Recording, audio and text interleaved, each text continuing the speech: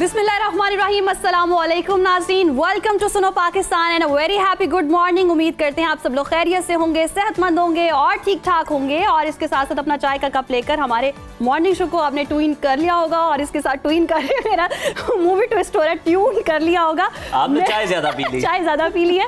मैं हूँ माहम जाहिद और मेरे साथ मौजूद है उज़ैर मलिक। तो जनाब आपको गुड मॉर्निंग और दुआ है कि आप बिल्कुल ठीक ठाक रहें, खुशबाश रहें जहाँ भी रहें। लेकिन हमारे उन भाइयों के लिए भी दुआ ज़रूर करें जो कि इस वक्त मुश्किल की घड़ी में हैं, बारिशों और सैलाब से मुतासिर हैं, खैमा बस्तियों में आबाद हैं और बेसरो सामानी के आलम में हैं। आपको भी पता है कि घर से बाहर और फिर इस कदर शदीद मौसम में कैंप्स में ज़िंदगी गुजारना कितना मुश्किल काम है। कोशिश करें कि मुतासर अफराद की जितनी भी मदद हो सके वो ज़रूर करें।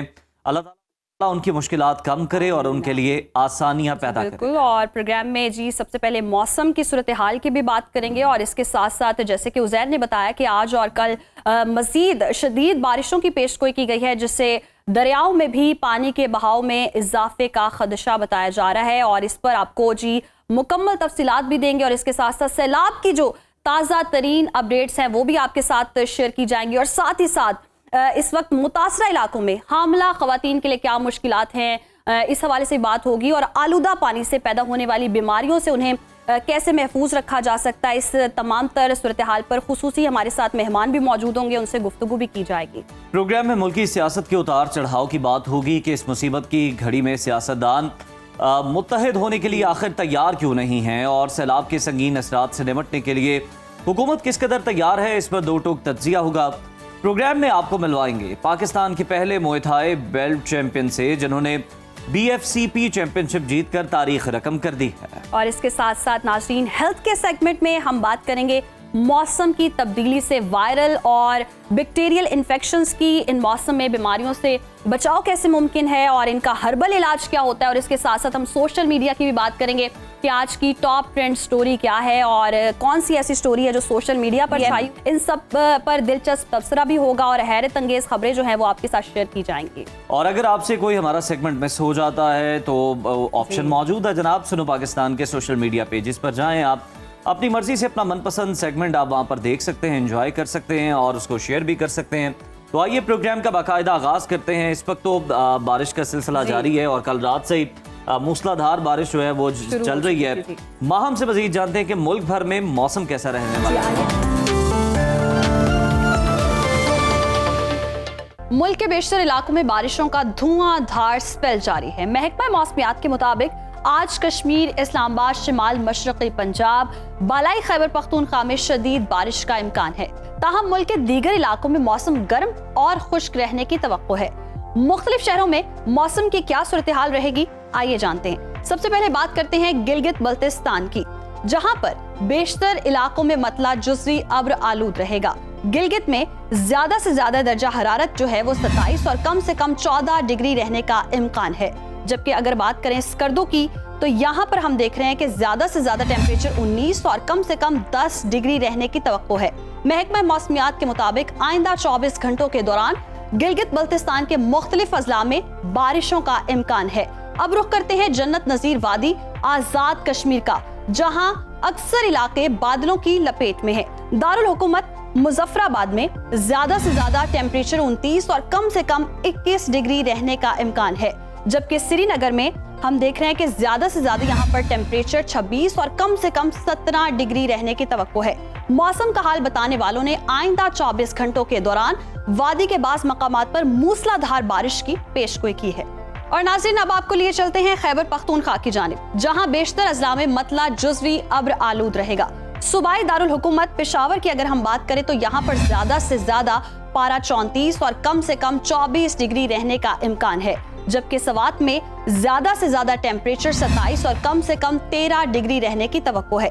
महकमा मौसमियात के मुताबिक आइंदा 24 घंटों के दौरान बालाई अजला में कहीं हल्की और कहीं तेज बारिश का इम्कान जाहिर किया गया है। और अब नजर डालते हैं पंजाब के मौसम पर। सूबे के बेशतर अजला में काली घटाएं छाई रहेंगी। लाहौर की बात करें तो यहाँ पर ज्यादा से ज्यादा पारा जो है वो 29 और कम से कम 24 डिग्री रहने का इम्कान है। जबकि इस्लामाबाद का अगर हम रुख करते हैं तो यहाँ पर ज्यादा से ज्यादा पारा 30 और कम से कम 22 डिग्री रहने की तवक्को है। मुल्तान लिए चलेंगे आपको, यहाँ पर टेम्परेचर 35 और कम से कम 26 डिग्री रहने का इम्कान है। महकमा मौसमियात ने आइंदा 24 घंटों के दौरान शिमाल मशरक़ी पंजाब में शदीद बारिश की पेशगोई की है। और अब बात करते हैं रकबे के लिहाज से सबसे बड़े सूबे बलोचिस्तान की। यहाँ पर बेशतर इलाकों में मौसम गर्म और खुश्क रहेगा। कोयटा की अगर हम बात करें तो यहाँ पर ज्यादा से ज्यादा दर्जा हरारत 33 और कम से कम 16 डिग्री रहने का इम्कान है। महकमा मौसमियात के मुताबिक आइंदा 24 घंटों के दौरान साहिली इलाकों में मतला जुज़वी अब्र आलूद रहेगा। ताहम योब, मूसाखेल, बारखान और गिरदोनवाह में तेज हवाओं और गरज चमक के साथ बारिश का इम्कान है। और आखिर में आपके साथ शेयर करते हैं सिंध का मौसम। यहाँ पर बेशतर अजला में मौसम गर्म और मरतूब और साहिली इलाकों में मतला जुज़वी अब्र आलूद रहेगा। कराची की अगर हम बात करें तो यहाँ पर ज्यादा से ज्यादा टेम्परेचर 32 और कम से कम 26 डिग्री रहने का इम्कान है। अब आपको लिए चलते हैं हैदराबाद। यहाँ पर ज्यादा से ज्यादा टेम्परेचर 38 और कम से कम 26 डिग्री रहने की तवक्को है। मौसम का हाल बताने वालों ने आइंदा 24 घंटों के दौरान सक्खर, कश्मोर और गिरदोनवाह में बारिश की पेशगोई की है।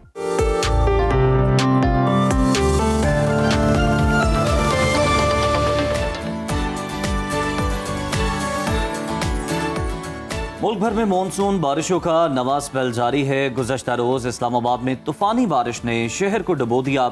सड़कें नदी नालों का मंजर पेश करने लगी और गाड़ियां पानी में बहती रहीं।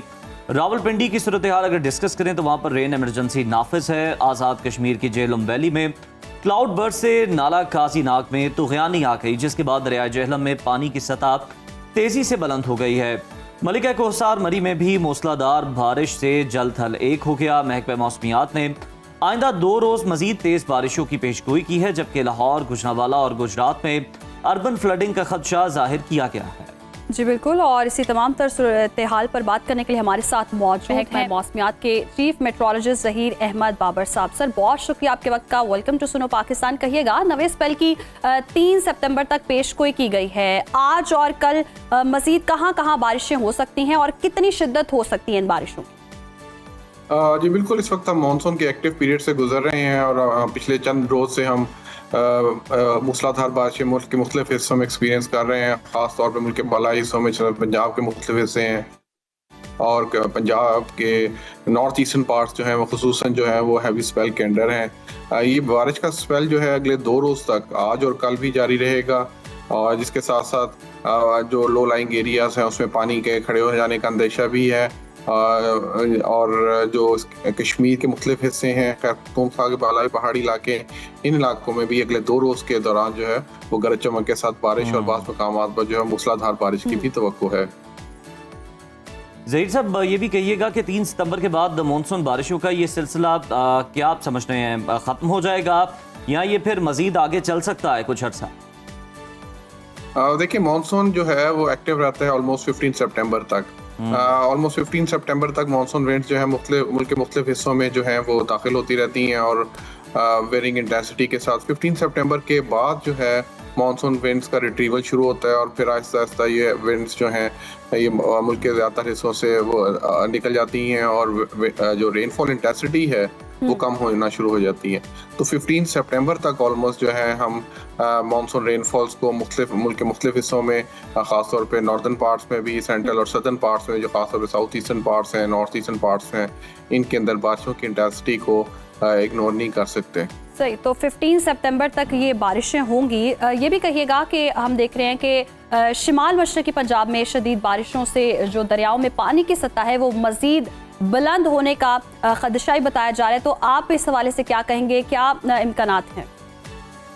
देखें, जो हमारे 3 मेजर दरिया हैं जिसमें चनाब है, रावी है और सतलुज है, इनके अंदर जो रिवर फ्लोज जो थे वो बढ़े हुए थे, पानी की सतह काफ़ी हद तक बुलंद हुई हुई थी।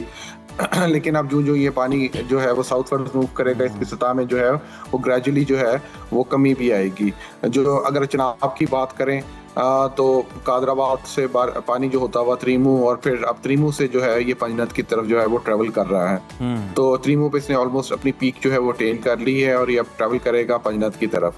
इसी तरह रावी जो है वो सिदनाई के मकाम पर जिसकी पीक है वो है ऑलमोस्ट, और ये भी अब पंजनत की तरफ मूव करेगा। सतलज के ऊपर पिछले चंद रोज से जो है वो हाई फ्लड कंडीशंस हैं, पानी जो है उसकी सतह काफ़ी हद तक बुलंद हुई है, और ये भी जो है वो साउथवर्ड्स ट्रैवल करेगा और पंजनत पे आएगा, और फिर पानी जो है यहाँ पे इकट्ठा होकर फिर दोबारा गुदू के मकाम से होता हुआ जो है वो अरेबियन सी में जो है वो ये पानी जो है वो चला जाएगा। ठीक है जहीर साहब, झेलम वैली में क्लाउड बर्स्ट के बाद दरिया झेलम में पानी की सतह बुलंद हो गई है, क्या इससे किसी बड़े सैलाब का खतरा है? देखें, झेलम के ऊपर हमारा मंगला डैम है और उसमें भी थोड़ी जो है कैपेसिटी मौजूद है जो कि वो एब्जॉर्व कर लेता है। जो intensified short period of time में रेनफॉल्स होती हैं उसमें शॉर्ट पीक्स जो हैं वो आ सकती हैं। इसी तरह जो हमारे मेन सिटी सेंटर्स हैं या हमारे जो माउंटेनियस एरियाज़ हैं उसके अंदर माउंटेनियस एरियाज़ के अंदर ख़ास तौर पर लैंडस्लाइड्स और फ्लैश फ्लडिंग जो है, क्योंकि शॉर्ट अमाउंट ऑफ टाइम में हैवी इंटेंसिटी ऑफ रेनफॉल होती है मानसून सीजन के अंदर, तो इन एरियाज़ में जो हिल टॉरेंट्स हैं, दरियाई नदी नाले हैं, पहाड़ी नदी नाले हैं, उनमें फ्लैश फ्लडिंग, और इसके साथ साथ क्योंकि कुछ पिछले चंद रोज से शदीद बारिशें हो रही हैं तो लैंडस्लाइड्स का अंदेशा को भी माउंटेनियस एरियाज में नज़रअंदाज नहीं किया जा सकता। सही, तो लैंड स्लाइडिंग को भी नज़रअंदाज नहीं किया जा सकता, अर्बन फ्लडिंग का भी खदशा है। बहुत शुक्रिया साहब वक्त देने के लिए। और हम देख रहे हैं कि मुल्क भर में इस वक्त सैलाबी सूरत हाल है, मुख्तलिफ इलाकों में बताया जा रहा है कि अर्बन फ्लडिंग का भी खदशा है, तो खतरात जी साथ मंडला रहे हैं। और उसके साथ हम देख रहे हैं कि नवा स्पेल भी बारिशों का जारी है, मूसलाधार बारिश हो रही है, शदीद बारिश हम मेंशन करना चाहेंगे जुड़वा शहरों की। लाहौर में तो चले बारिश हो ही रही है, इस्लामाबाद में कल जो बारिश हुई है बड़े कम वक्त में बहुत ज्यादा बारिश हुई है, और सोशल मीडिया पर ये अफवाहें भी गर्दिश कर रही थी कि शायद क्लाउड बर्स्ट हुआ है, लेकिन इसके मुतज़ाद इतलात भी आ रही थी।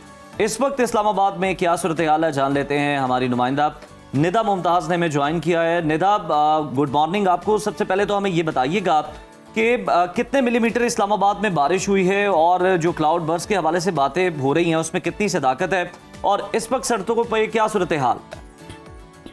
जी बिल्कुल, अगर इस्लामाबाद के मौसम की बात की जाए तो आज भी जो इस्लामाबाद में जो सूरज और बादल हैं उसकी आंख मचोली का सिलसिला जारी है। अभी से कुछ देर कबल काफ़ी तेज़ धूप थी, लेकिन इस वक्त हम देख रहे हैं कि बादल भी छा रहे हैं और एक आंख मचोली का सिलसिला है, और किसी भी वक्त मूसलाधार बारिश शुरू हो सकती है, क्योंकि कल भी हमने देखा कि दिन में सूरज जो है पूरी अपनी वो ताप के साथ चमक रहा था, लेकिन अचानक बारिश का सिलसिला शुरू हुआ, जिसके बायस मुख्तलिफ इस्लामाबाद के जो सेक्टर्स थे हमने देखा कि वो ज़ेर-ए-आब आ चुके थे। और अगर बारिश की बात की जाए तो महकमा मौसमियात के मुताबिक गुज़िश्ता रोज़ 2 से 3 घंटों के दौरान 100 मिलीमीटर बारिश इस्लामाबाद में रिकॉर्ड की गई है, और काफ़ी अफवाहें इस तरह की सोशल मीडिया पर भी गर्दिश कर रही थी कि क्लाउड बर्स्ट हुआ है, लेकिन तर्जुमान से हमारी बात हुई, उनका यही कहना है कि अगर 1 घंटे में 100 मिलीमीटर बारिश किसी इलाके में होती है तो उसको क्लाउड बर्स्ट कहा जाता है, लेकिन ये 2 से 3 घंटे का जो दौरानिया था उसमें जो इस्लामाबाद में बारिश हुई है वो तकरीबन 100 मिलीमीटर रिकॉर्ड की गई है, और काफी जो है बुरी सूरत हाल थी, और नदी नाले जो थे उसमें एकदम से तुगयानी आ गई थी। ये बताइएगा, जैसे कि आप बता रही हैं कि शदीद बारिश हुई है, तो निकासी आपका सिस्टम एक्टिव था, इंतजामिया मुतहरिक थी, ऐसा तो नहीं था कि सूरत हाल देखने में मिली हो कि सड़कों पर पानी जमा है, गाड़ियां बह गई हैं, कोई ऐसी सूरत हाल तो नहीं देखने में मिली? देखिए, एनडीएमए और महकमा मौसमियात ने इससे कबल ही अलर्ट जारी किया था, क्योंकि नवा स्पेल जारी है और ये बताया गया था कि मामूल से ज़्यादा बारिश हो सकती है। तो तमाम मुतालिका इदारे, ज़िले इंतज़ामिया की बात करें तो सब लोग ही जो है हाई अलर्ट पे थे, लेकिन जो बारिश है चूँकि वो अचानक होती है और मामूल से ज़्यादा होती है, जिसके बायस जो नदी नाले हैं उसमें तुगयानी आ जाती है, और सेक्टर्स में जो है पानी इस्लामाबाद के काफ़ी खड़ा हो जाता है, और इसकी बहुत सी ज़ाहिर है वजूहात भी हैं, तजावुज़ात भी आ जाते हैं इसमें, लेकिन इंतज़ामिया ज़ाहिर मुतहर्रिक होती है और जल्द से जल्द कोशिश की जाती है। रेस्क्यू के अमले वहां मौजूद होते हैं, जिस तरह से आपने कहा कि कुछ इलाकों में पानी मौजूद था, तो कौन से इस्लामाबाद के इलाके ऐसे थे, कौन से सेक्टर्स ऐसे थे जो कि इस बारिश से ज्यादा मुतासिर हुए? देखिए, सेक्टर्स की बात की जाए तो G11 सेक्टर, उसी के साथ साथ H8 के मुकाम पे जो है ज़्यादा से ज़्यादा 100 मिलीमीटर बारिश रिकॉर्ड की गई है। तो ये 2 सेक्टर और इनके मुल्हिका जितने भी एरियाज थे वहाँ पे पानी खड़ा हो गया था, लोगों की गाड़ियाँ जो थी पानी में डूब गई थी, लेकिन किसी किस्म की आप कह सकते हैं कि माली नुकसान तो ज़ाहिर है लोगों का हुआ है, लेकिन जानी नुकसानात की कोई इतला नहीं आई। लेकिन इंतज़ामिया ज़ाहिर है बर वक्त वहाँ पर पहुँच गई थी, रेस्क्यू के अमले वहाँ पर मौजूद थे और बर वक्त पानी को वहाँ से खारिज भी किया गया था, और आहिस्ता आहिस्ता ज़ाहिर बारिश भी कम हो गई थी, जिसके बाइस थोड़ा आसानी हो गई। इंतजामिया भी मुतहरिक नजर आई। निदा मुमताज इस्लामाबाद से हमें बारिश के हवाले से सूरत हाल बता रही थी, और जैसे कि हम अपने नाज़रीन को भी बता रहे हैं कि नवा स्पेल है और शदीद बारिशों का सिलसिला जारी है, और इस्लामाबाद में भी शदीद बारिश हुई और इंतजामिया मुतहरिक नजर आई। लेकिन अचानक बारिश हुई है तो उस हिसाब से अलर्ट जारी किया गया था, लेकिन अचानक बारिश हो तो यकीनन सूरत हाल मुख्तलिफ हो जाती है। जिस तरह निदा बता रही थी कि सूरज चमक रहा था पूरी आफताब के साथ, और अचानक जो है एकदम फिर बारिश का सिलसिला शुरू होना, तो ये एक डिफरेंट सिचुएशन हो जाती है। और इसके साथ साथ हम देख रहे हैं कि मुख्तलिफ इलाकों में इस वक्त सैलाबी सूरत हाल है, तबाहकारियाँ भी हो रही हैं, इंतजामिया भी मुतहरिक है, और इसके साथ साथ हम देख रहे हैं कि आबी दहशतगर्दी का भी भारत की जानिब से सिलसिला जारी है। उसके क्या असरात होंगे? दरियाए सतलुज, दरियाए चनाब अगर हम देखें तो वहाँ पर पानी छोड़ दिया गया, जिसके बाद जी पंजाब में ऊंचे दर्जे के सैलाब की जो है वो वार्निंग जारी कर दी गई है। और इसके साथ साथ कसूर, उकाड़ा, बहावलनगर, बिहाड़ी, लोधना और बहावलपुर, मुल्तान और मुजफ्फरगढ़ में हम देख रहे हैं कि जी 9 अजला है जहां पर हाई अलर्ट जारी किया गया है। तो मुजफ्फरगढ़ में क्या सूरत हाल है, वहां पर हमारे नुमाइंदे मौजूद हैं, शेख फैसल, उनसे जानेंगे। जी मुजफ्फरगढ़ में मौजूद फैसल, फैसल बताइएगा कि क्या सूरत हाल हम देख रहे हैं वहां पर, और क्या बताया जा रहा है, क्या अलर्ट जारी किया गया, और जिस तरह से हम देख रहे हैं कि आबी दहशतगर्दी जारी है भारत की जानिब से, तो उसके हवाले से कितना जो है इंतजामिया मुतहरिक नजर आ रही है? मुजफ्फरगढ़ में सैलाबी सूरत हाल की इस वक्त तरीमू के मकाम से आने वाला सैलाबी रेला मुजफ्फरगढ़ की हदूद में दाखिल हो गया, और मुजफ्फरगढ़ के इस दरिया चनाब की सतह में, पानी की सतह में मुसलसल इजाफा देखने में आ रहा है। सैलाबी रेले ने जो अपनी तबाहकारी है जो है इस वक्त शुरू कर दी है। मेरी बैक पे कैमरा मैन दिखा सके तो ये मौजा सुनकी की बस्ती है जो कि मुकम्मल तौर पर ज़ेर आब आ चुकी है। सैकड़ों एकड़ खड़ी फसलें जो है इसमें बिल्कुल दरिया बुर्द हो चुकी है। इसके बाद मकानात जो है वो भी पानी की जद में आ चुके हैं। लोग यहाँ से अपनी मदद आपके साथ नकल मकानी करके महफूज मकामत मुंतकिल हो गए। तमाम कुछ लोग अब भी इस बस्ती में मौजूद हैं जो अपना घर बार छोड़ने को तैयार नहीं। जिला इंतजामिया की जानिब से बार बार कहा जा रहा है कि महफूज मकामत में मुंतकिल हो जाए, जबकि हमारे मुतासरीन से बात हुई, मुतासरीन का ये कहना है कि ऐलानात तो करवा दिए गए, ताम उनकी हुकूमत की जानिब से ना तो उनको कोई ट्रांसपोर्ट दी गई, ना कोई सहूलत मुहैया की गई। इस वक्त भी मैं सीपर बंद में मौजूद हूँ। बड़ी तादाद में जो है यहाँ के मुतासरीन जो बंद पे खुले आसमान तले पे यारो गार मदद बैठे हुए हैं। मेरा कैमरा मैं दिखा सके, मुतासरीन भी हमारे साथ है। जी आप ये बताइएगा कि क्या परेशानी है आपको, क्या मुश्किलात है? ये जब आपके सामने जो बात हो रही है, ना कोई सामान धूप पे पड़ा हुआ है, बारिश में हमारा सामान भीग गया, उधर से ऐलान कर दिया भाई सामान निकालो निकालो, हमने सामान निकाल के 4 दिन हो गए इधर पड़े हुए हैं।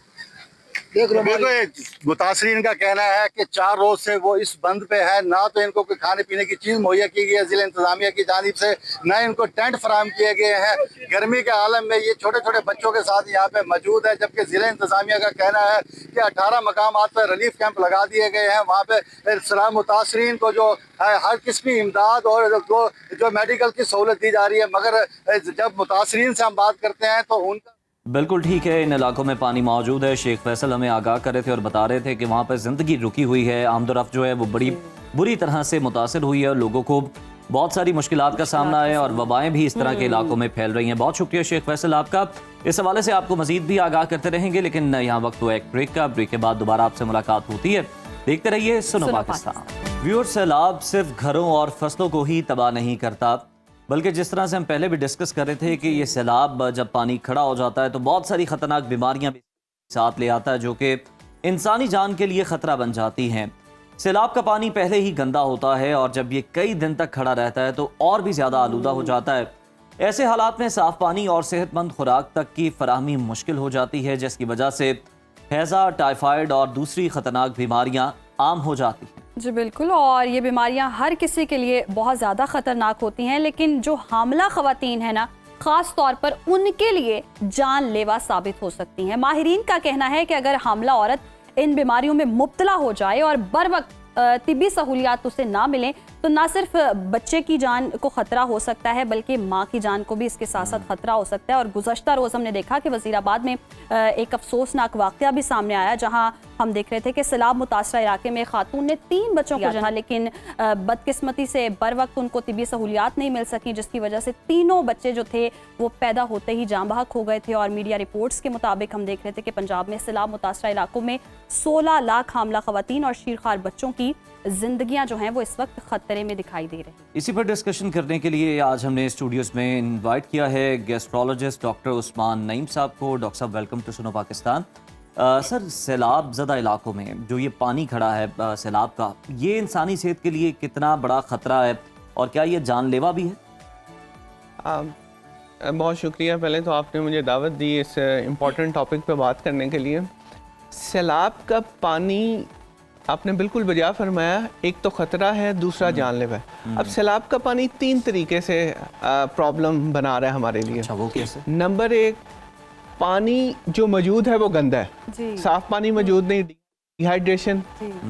दूसरा, जो पानी मौजूद है वो गंदा है, वो जिस्म में जाएगा, उससे हैज़ा, पेचिश, हेपेटाइटिस ई जो हमने बात की हामला ख़वातीन में। और तीसरा जो मसला है, जो पानी खड़ा हुआ है जो गंदा है, वो मलेरिया और डेंगू कर रहा है। तो 3 तरीके से ये एक जानलेवा मर्ज बना रहा है। सही। अच्छा, तो ये हामला ख़वातीन के लिए कितना हानिकारक भी है, जैसे कि हम कहते भी हैं, और कितनी मसाइल उनको दरपेश हो सकते हैं इसकी वजह से खास? अच्छा, इसके लिए मैं आपको फैक्ट्स बताता हूँ।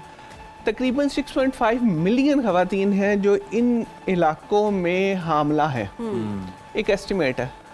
उसमें से जो ड्यू है अगले 1-2 महीने में, वो तकरीबन 73,000 है, 70 से 75,000 के दरमियान है।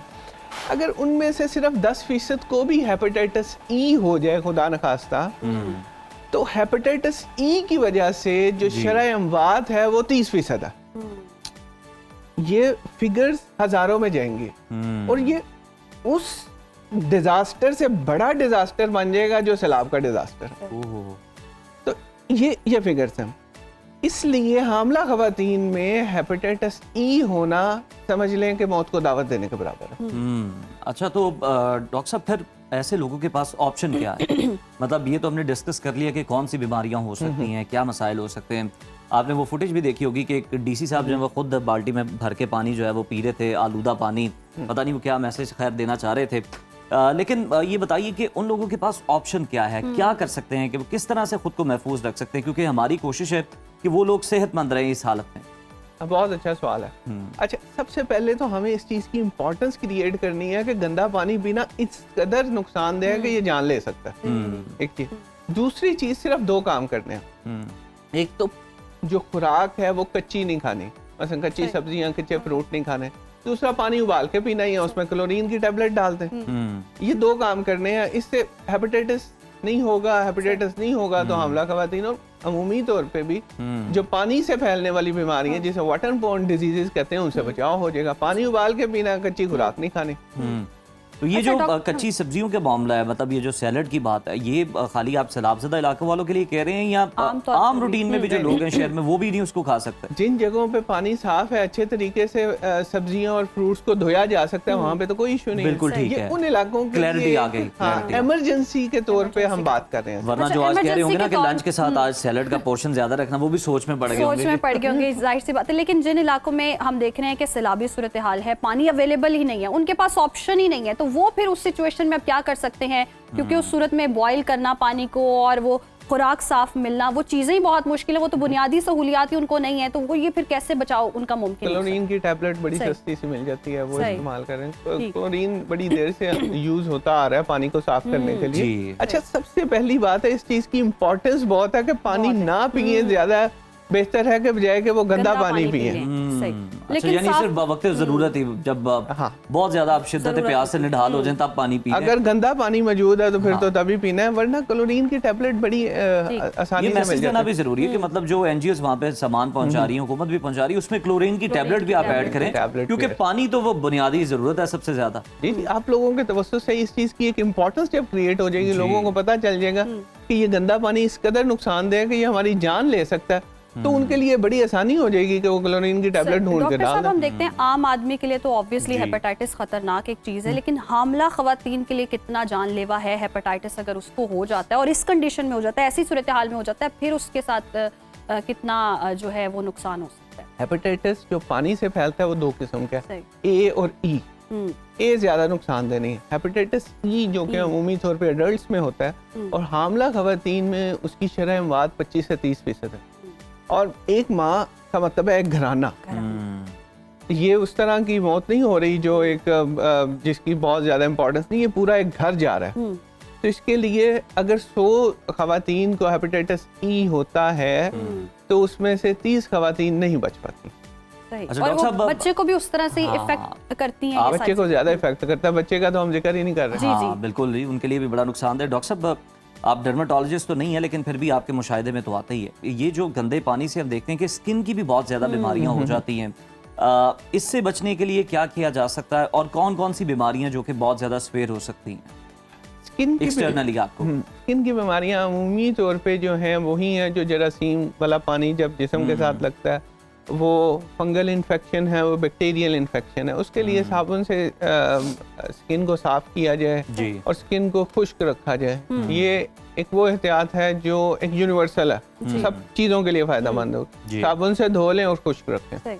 अच्छा डॉक्टर साहब, एक बार फिर से मैं वो हामला ख़वातीन की बात करूंगी। उनके लिए अगर ऐसी कोई सिचुएशन हो जाती है तो अलामात क्या हैं, बर वक्त इलाज कैसे मुमकिन है, और घर में अगर इनिशियली उनको कुछ स्टेप लेने हो तो वो फिर क्या हो सकते हैं? सबसे पहले तो ये है कि अगर मतली आ रही है, बार बार क्या की सूरत हाल महसूस हो रही है, आंखें पीली हो रही हैं, जिस्म पीला हो रहा है, मरीज़ गनूदगी में जा रहा है, तो फ़ौरन उसे आपने सस्पेक्ट करना है कि इसे ये प्रॉब्लम हो सकती है और उसे हॉस्पिटल लेकर जाएं। और जो अगर ऐसी अलामात हो जाती हैं तो इसका घर में इलाज बिल्कुल मुमकिन नहीं है। सही, इसका घर में यानी कि इलाज हाँ, मुमकिन नहीं, आपको डॉक्टर जल्दी से जल्दी लेकर जाएं। जल्दी से जल्दी डॉक्टर के पास जानलेवा मरज़ है। जानलेवा मरज़ है और यकीनन ख़वातीन को चाहिए एहतियात करें। इवन आम आदमी जितने भी हैं, घरों में लोग हैं, वो साफ़ पानी को तरजीह दें और साफ़ पानी पिएं ताकि आप बहुत सारी मुख्तलिफ बीमारियों से बच सकें। बहुत शुक्रिया डॉक्टर साहब आपके वक्त का। और हम जिस तरह से देख रहे हैं कि सैलाबी सूरत हाल है और ऐसी जगहों पर खुराक पहुंचना बहुत मुश्किल है, सैलाबी पानी मौजूद है, हामला ख़वातीन हैं जिनको परेशानी का सामना है, और जिस तरह से हम अब वो वाक़या भी बता रहे थे कि 3 बच्चे जो हैं उनके लिए जानलेवा साबित हुआ, तो बहुत अफसोसनाक वाक़या है ये यकीनन। और इस तरह की और ख़वातीन जो बच्चे वो मौजूद हैं, हेल्दी थे लेकिन healthy बच्चे सहूलियात हैं। और मौजूद जैसे नहीं कि- थी। और जी। ये वहाँ मैसेज भी देना बड़ा जरूरी है कि जितने भी फलाई इदारे हैं, आप बिल्कुल साफ पानी का बंदोबस्त तो क्लोरीन कर ही की रहे हैं, वो लेकिन अगर वहाँ पे टेबलेट, नहीं है जी। तो आप वहाँ पे क्लोरीन की टेबलेट दे सकते हैं, कोई इस तरह का इंतजाम कर सकते हैं। रफ़ा हाजत के लिए आप जी। कोई पोर्टेबल जो टॉयलेट्स हैं वो बना सकते हैं ताकि सफाई सुथराई का भी ख्याल रहे। और ये जो लोग जिनको आप सैलाब से तो बचा लाए हैं, इन्हें आप बीमारियों से भी बचा सकें। तो अब हमें ब्रेक पर जाना है। ब्रेक के बाद हम दीगर सेगमेंट्स के हवाले से बात करेंगे। फिलहाल यहाँ पे वक्त हुआ ब्रेक का, हमारे साथ स्टे विद अस। सैलाब से मुतासरा इलाकों में जहाँ पर हुकूमत इमदादी कामों में मसरूफ़ है, वहीं पर मुख्तलिफ तंजीमें और जमातें भी भरपूर अंदाज में खदमात फराहम कर रही हैं। इनमें से एक मरकज़ी मुस्लिम लीग का शोबा खदमत खल्क है जो इस मुश्किल वक्त में मुतासरीन के शाना बशाना खड़ा है। इस वक्त मरकज़ी मुस्लिम लीग के 10,000 रज़ाकार 22 अजला में इमदादी सरगर्मियों में मसरूफ़ हैं और मुतासरा ख़ानदानों तक फौरी मदद पहुँचा रहे हैं। जी बिल्कुल। और इसी पर बात करने के लिए हमारे साथ हैं मरकज़ी मुस्लिम लीग के शोबा खदमत खल्क के सीनियर कारकुन ताबिश क़यूम साहब। सर, बहुत शुक्रिया आपके वक्त का। वेलकम टू सुनो पाकिस्तान। कहिएगा, मरकज़ी मुस्लिम लीग जो है वो मुतासरा इलाकों में इमदादी सरगर्मियों में मसरूफ़ अमल है, और इस वक्त आप वहाँ सूरत हाल क्या देख रहे हैं? मरकज़ी मुस्लिम लीग का शोबा खदमत खल्क 15 अगस्त से जो फ्लैश फ्लड्स शुरू हुए थे, क्लाउड बस्ट हुए थे बुनेर के अंदर ख़ास तौर पे, तो उसी वक्त हमने अपने काम का आगाज़ किया और बुनेर में जो हमारे लोग मौजूद थे उन्होंने जाके सबसे पहले लोगों को जो मलबे तले दबे हुए थे वहाँ से निकाला, उनके जनाजे पढ़ाए, फ़ौरी तौर पे उनको जो पका पकाया खाना था वो तकसीम किया गया। इसी तरह मिंगोरा की अगर मैं बात करूँ तो मिंगोरा के अंदर आप सुन पा रहे हैं मुझे? जी जी जी जी। मिंगोरा के अंदर जो सैलाब आया, ये केपी सवात की डिस्ट्रिक्ट थी। सवात के अंदर मिंगोरा के मकाम पर 2 नाले हैं जो मिलते हैं और वहाँ पे बहुत गुंजान आबादी है और उसके अंदर तकरीबन 10-10, 12-12 फीट पानी आया। तो इस इलाके में हज़ारों के तादाद में जो घर थे, हमारे एस्टिमेट के मुताबिक 15,000 घर थे जो मुतासर हुए।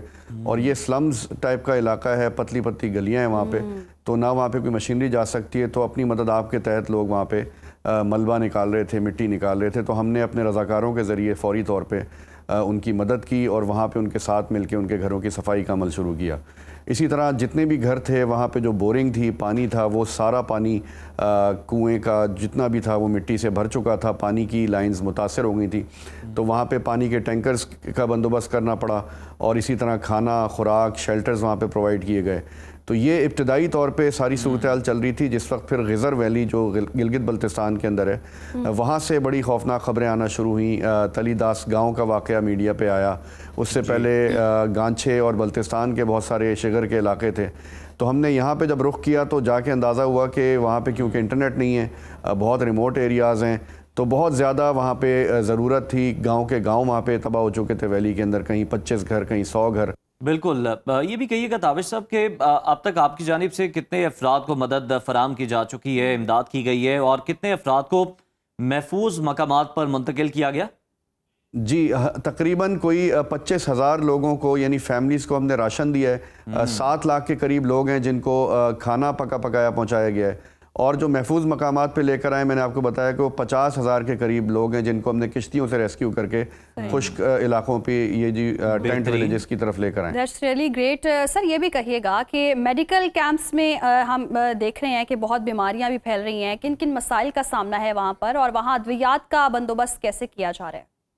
देखिए, मुख्तलिफ इलाकों में डॉक्टर्स की हमने टीम्स भेजी हैं, मेडिकल कैंप्स लगाए हैं। सबसे ज़्यादा मसला वहाँ पे जो है, क्योंकि पानी साफ़ नहीं है, तो पानी की वजह से जो हाजमे के मसाइल हैं, क्या कहते हैं, डिहाइड्रेशन बहुत बड़ा प्रॉब्लम है। लोग पानी नहीं पी रहे वहाँ पे, और गंदा पानी आ रहा है, तो वहाँ पे ORS और इस तरह के सप्लीमेंट्स, इसी तरह जल्दी अमराज जो रैशेज़ हैं, दीगर बीमारियाँ हैं मच्छरों से बचाव के लिए, उनकी अद्वियात की बहुत ज़्यादा ज़रूरत है।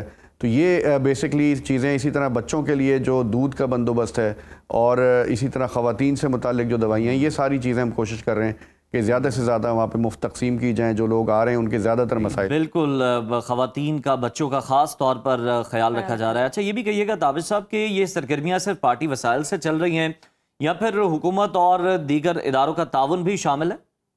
देखें, जितने भी वहाँ पे हुकूमती इदारे मौजूद हैं, हम उनके साथ मिल के कोशिश कर रहे हैं कि जो कैपेसिटी है वो बढ़ाई जाए। और अगर वो 2 किश्तियाँ चला रहे हैं तो 3 हम चला रहे हैं, कहीं 3 वो चला रहे हैं तो 2 हम चला रहे हैं। इसका मकसद ये है कि ज़्यादा से ज़्यादा लोगों की मदद की जाए इस क्राइसिस के वक्त में।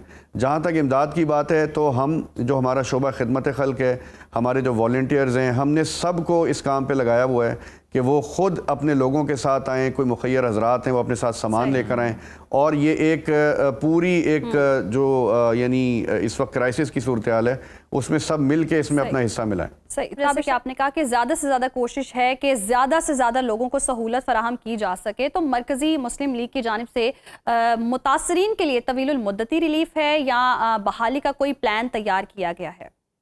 जी बिल्कुल, हमने जो ख़ास तौर पे नॉर्दर्न एरियाज़ हैं, वहाँ पे पानी क्योंकि गुजर चुका है, तो वहाँ पे तो रिहेबिलिटेशन का फेज़ स्टार्ट हो गया है। वहाँ पे इस वक्त सबसे ज़्यादा ज़रूरत लोगों को शेल्टर की है, जिसमें कम से कम उनको जस्ती चादरें जो हैं, आयरन शीट्स, वो पहुँचा दी जाएँ। उस पर हम इंशाल्लाह काम कर रहे हैं।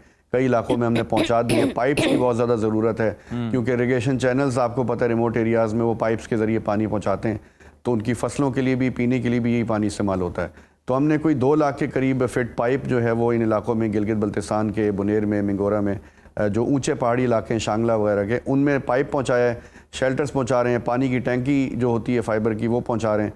और इसी तरह आगे जो सर्दियां आ रही हैं उसमें उनको बिस्तर, कंबल और घर का सामान जो है ये इन इलाकों में ज़रूरत है। बिल्कुल ठीक है ताबिश साहब, बड़ा बेहतरीन आपकी जानिब से रिलीफ का काम किया गया है, रेस्क्यू भी लोगों को किया गया है, और अब आपका तवील मुद्दती प्लान है, क्योंकि आप ये भी देख रहे हैं कि आगे सर्दियाँ आने वाली हैं, लोगों को किस किस्म की मुश्किलात जो हैं वो दरपेश होंगी, उसके लिए आप तैयारी कर रहे हैं। बहुत ज़बरदस्त काम आपकी तंजीम कर रही है, आपका बहुत शुक्रिया। और दूसरी जानिब हम देख रहे हैं कि जिन जिन इलाकों में सैलाबी पानी था वो वहाँ पर कम ज़रूर हुआ, लेकिन अब भी वहाँ पर मौजूद है। और हाफिजाबाद की भी जो सूरत हाल है वो भी कुछ इसी तरह की है, पानी मौजूद है और वहाँ पर भी इमदादी कार्रवाइयाँ जारी हैं। इंतजामात कैसे हैं, शहबाज गुल से जानते हैं। शहबाज, कहिएगा यहाँ पर बारिश के बाद क्या सूरत हाल है, सैलाबी क्या सूरत हाल है, और हुकूमत का क्या इस हवाले से बताना है, क्या प्लान है और अलर्ट क्या क्या जारी किए गए हैं? जी बिल्कुल जी, अगर सैलाबी सूरत हाल के हवाले से बात की जाए तो दरियाए चिनाब के इलाकों में जो है एक संगीन सूरत हाल है, क्योंकि गुज़िश्ता रोज़ यहाँ एक बड़े सैलाबी रेले ने तबाही मचाई, जिसमें 100 से ज़ायद देहात जो है वो मुतासर हुए। इस वक्त मैं कोट जान मोहम्मद का इलाका है, जो कि दरिया के करीब जो एक आखिरी गाँव है, और यहाँ भी हम बोटिंग के ज़रिए यहाँ पहुँचे, और ये भी मुतासरा इलाकों में हम रिपोर्टिंग कर रहे हैं ताकि हम दिखा सकें कि यहाँ के जो लोग हैं वो सैलाब आने से पहले या सैलाब आने पर जो है वो किस तरह अपनी जो है वो परेशानी का सामना करना पड़ता है। इस वक्त ऐसे देहात हैं जिनकी फसलें जो हैं वो ज़ेरे आब हैं, लोगों के जो मकान हैं उनको शदीद नुकसान पहुंचा है। इलाका मकीन हमारे साथ मौजूद है। सर, सैलाब आने से पहले कोई हुकूमती सतह पर इकदाम किए गए हों या कोई पेशन कोई की गई हो, किसी की तरफ से इमदाद मिली हो? नहीं, ऐसी कोई बात नहीं है, कोई हुकूमत ने इधर मदद नहीं की है। हमारे बहुत ज़्यादा नुकसान हुए हैं। जब भी सैलाब आता है इधर बहुत ज़्यादा गांव जो हैं उनके में कच्चे मकान गिर जाते हैं, जानवरों का कोई हाल नहीं रहता, फसलें तबाह हो जाती हैं। इधर हम बहुत परेशान होते हैं जब भी सैलाब आता है। लेकिन जब वोटिंग होती है तो ये इधर आते हैं बड़े लोग, वो कहते हैं कि इस दफ़ा हम बना देंगे, लेकिन ऐसी कोई बाद में कोई ऐसा नहीं सोचते। लेकिन इधर जो है फसलों को अंदाज़ा लगाइए तो बहुत ज़्यादा नुकसान है। बिल्कुल जी, इस मुतासरा इलाकों में जो है फसलों की जो है वो ज़्यादा मुतासर हुई। इनका कहना है कि सैलाब से पहले यहाँ पे जो हुकूमती नुमाइंदे यहाँ पे पहुँचते हैं और वोटिंग का मुतालबा करते हैं, लेकिन यहाँ पे जो मुनासिब इंतजाम नहीं किए जाते, जिस वजह से सैलाब से जो है इनके देहात मुकम्मल तौर पर तबाह हो जाते हैं और इनकी जो जमा पूंजी हैं वो भी इनसे दूर हो जाती तो है। इनकी जमा पूंजियां भी पानी में डूब चुकी हैं। शहबाज गुल हमें सूरत हाल बता रहे थे और जिस तरह से हम देख भी रहे हैं कि बस्तियां की बस्तियां पानी में डूबी हुई हैं और वो शिकवा भी कर रहे हैं वैसे वहाँ पर लोग मुतासरीन जो हैं कि हुकूमत की जानिब से कोई अलर्ट जारी नहीं किया गया था। बड़ी सूरत हाल है। वो ये सोच रहे हैं कि अब हमने अपनी जिंदगी का पहिया चलाना कहाँ से, आगाज कहाँ से करना है, किस तरह से करना है, क्योंकि जो कि हमारे सारे असासाजात थे, जितनी हमारी जमा पूंजी थी, वो तो सब पानी की नजर हो गई है। अब हम किस तरह से गुजर बसर करेंगे, तो यकीनन इसमें भी उनको हेल्प आउट करने की बहुत ज़्यादा ज़रूरत है। आप हेडलाइंस मुलाहिजा करें, हम एक मुख्तसर सी ब्रेक के बाद वापस आते हैं। देखते रहिए सुनो पाकिस्तान। वेलकम बैक नाजरीन, प्रोग्राम में आगे बढ़ेंगे और बात करेंगे जी मुल्की सियासत की। तो हम देख रहे हैं कि मुल्की सियासत में बहुत पेशरफ्त हो रही है। वज़ीर आज़म शहबाज शरीफ ने शंघाई ताउन तंजीम इजलास में दहशतगर्दी का मामला उठा दिया है और भारतीय वज़ीर आज़म नरेंद्र मोदी के मौजूदगी में पाकिस्तान का मौक़िफ़ जो है वो खुले अल्फाज में पेश कर दिया है। वज़ीर आज़म ने अपने खिताब में दहशतगर्दी और इंतहा पसंदी को पूरे खित्ते के लिए संगीन खतरा करार देते हुए एक बार फिर से वाज़ेह कर दिया है कि पाकिस्तान दहशतगर्दी की हर शक्ल और हर सूरत की मजम्मत करता है। जी हाँ, शहबाज शरीफ ने भारत का नाम लिए बगैर कहा कि बास मुल्क सियासी मफादात के लिए दहशतगर्दी को बतौर हथियार इस्तेमाल करने की कोशिश करते हैं, मगर दुनिया इस झूठे बयानी को तस्लीम करने से इनकार कर रही है। वज़ीर आज़म ने यह भी वाज़ेह किया कि बलूचिस्तान और खैबर पख्तूनख्वा में दहशतगर्द हमलों में बैरूनी हाथ मुलव्वस होने के सबूत मौजूद हैं। घिनौने जराइम के जिम्मेदारों और उनके सहूलतकारों को जवाब देना पड़ेगा। जबकि हम दूसरी जानिब देख रहे हैं कि मुल्क में नए सूबों के बाद काला बाग डैम की तामीर पर नई बहस शुरू हो गई है। मुल्क में बारिशों और सैलाबी सूरत हाल के बायस नए डैम्स की तामीर को नागुज़ीर करार दे दिया गया है। जबकि वज़ीर आला खैबर पख्तूनख्वा अली अमीन गंडापुर ने काला बाग डैम की तामीर की हिमायत करते हुए वाज़ेह किया है कि काला बाग डैम जैसा प्रोजेक्ट अपने बच्चों, नस्लों और पाकिस्तान के मुस्तकबिल के लिए बनाना ही पड़ेगा। अली अमीन गंडापुर का यह भी कहना था कि सुबाइयत के चक्कर में पूरे पाकिस्तान को नुकसान नहीं पहुंचाया जा सकता, पूरे मुल्क के फायदे को पीछे नहीं धकेल सकते। ताहम वज़ीर आला सिंध मुराद अली शाह ने काला बाग डैम की भरपूर मुखालफत करते हुए वाज़ेह किया कि इस वक्त ये बात करना फजूल है कि काला बाग डैम होता तो जानी और माली नुकसान ना होता। सैलाबी पानी काला बाग डैम तक नहीं ले जाया जा सकता, वो एक अलग मकाम है। जी बिल्कुल, और इसी तमाम तर सूरत हाल पर बात करने के लिए हमारे साथ मौजूद हैं पीपल्स पार्टी के रहनुमा हैं और इसके साथ साथ उनसे गुफ्तगू भी की जाएगी सीनियर रहनुमा अब्दुल कादिर मंदोखेल साहब। सर बहुत शुक्रिया आपके वक्त का, वेलकम टू सुनो पाकिस्तान। और जिस तरह से हम देख रहे हैं कि शदीद बारिशें हैं, सैलाब जो है वो पंजाब में तबाहकारियाँ फैला रहा है, तो ये सैलाबी रैलाब सिंध की तरफ बढ़ रहा है। नुकसानात से बचने के लिए सिंध हुकूमत कितनी तैयार है और क्या इंतजाम कर रखे हैं? जी बिल्कुल, सिंध हुकूमत बाकायदा सूबाई वजीर हर हल्के के लिए उनकी ड्यूटी लगाई गई है। खुद वजीर आला सिंध उन चीज़ों को देख रहे हैं, मॉनिटर कर रहे हैं, एट द स्पॉट पहुंच रहे हैं। बिलावल भुट्टो जरदारी साहब, आसिफ अली जरदारी साहब की खसूसी हिदायत पे सिंध हुकूमत पूरी तरह तैयार है। और आप देख रहे हैं कि जिस तरह जो बाकी दरिया आ रहे हैं और सारे मिल के और फिर दरिया सिंध में दाखिल होंगे तो यकीनन सूरत-ए-हाल तो नाजुक है। और फिर आपको मैं एक चीज और बता दूं, पंजाब में जहां सियालकोट या दूसरी रावी वगैरह साइड पे वहां दरिया जो ना वो नीचे होता है और आबादी ऊपर, जो अगर कट लगाया जाए तो वो पानी घूम फिर के वापस दरिया में आना होता है। यहाँ सिंध की सूरत-ए-हाल बिल्कुल मुख्तलिफ है। जो दरिया है वो मेरे हिसाब से कम फिजिकली मैं देख चुका हूँ, कम से कम ये समझ लो कि 25-30 फुट जो है ना वो जमीन से ऊपर है।